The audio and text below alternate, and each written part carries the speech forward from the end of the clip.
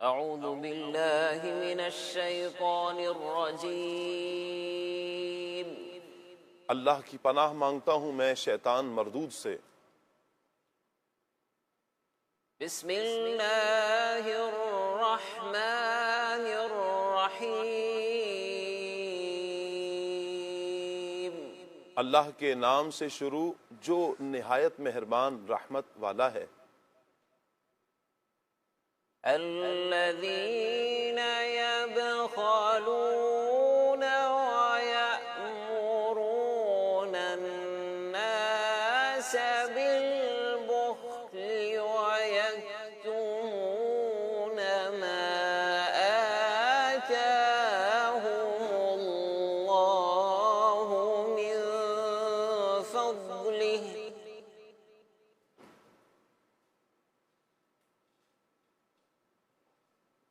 الذين يبخلون ويأمرون الناس بالبخل ويكتمون ما آتاهم الله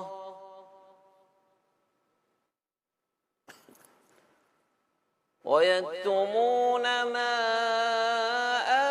آتاهم الله من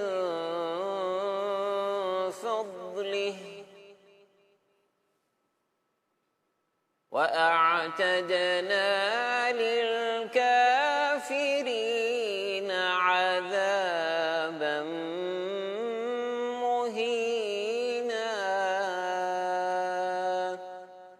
آسان ترجمہ قرآن کنز العرفان۔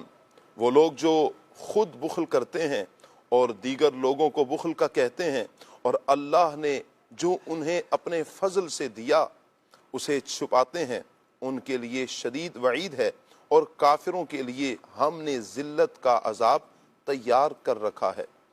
بخل کا شرعی معنی یہ ہے کہ جو چیز ذمے پر واجب ہو، یعنی بندے پر لازم ہو، اسے ادا نہ کرنا۔ بخل ایک مذموم بری صفت ہے، کیونکہ اس کی وجہ سے انسان گھٹیا خصلتوں کا اظہار کرتا ہے اور اپنے رشتہ داروں تک سے تعلق توڑ دیتا ہے۔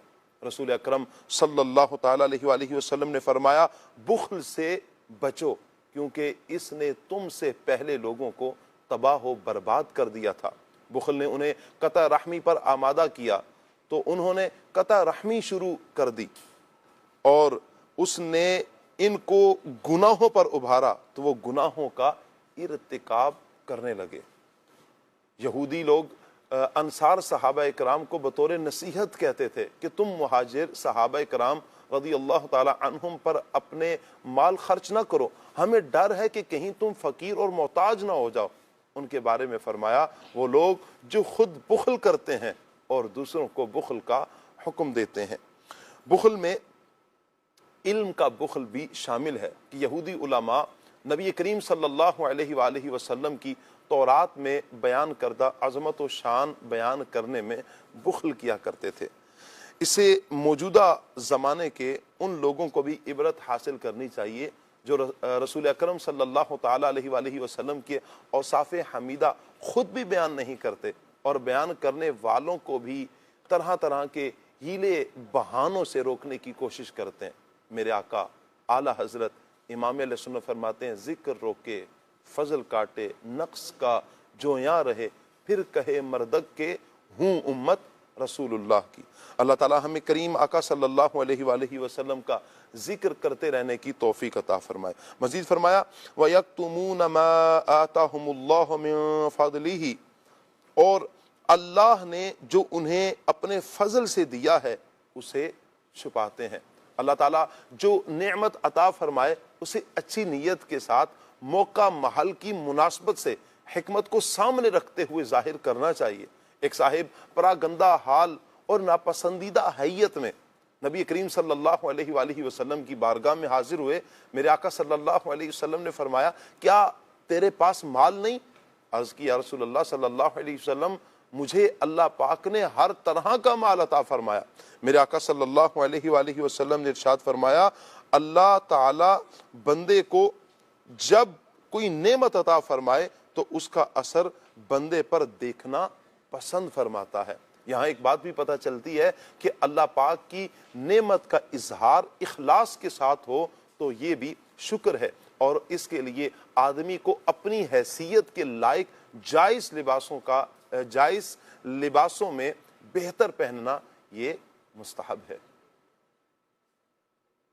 الذين يبخلون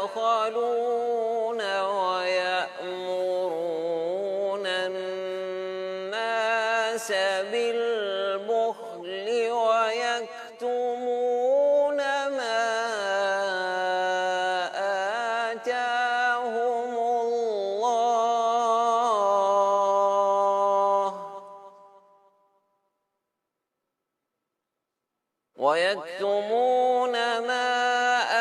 آتاهم الله من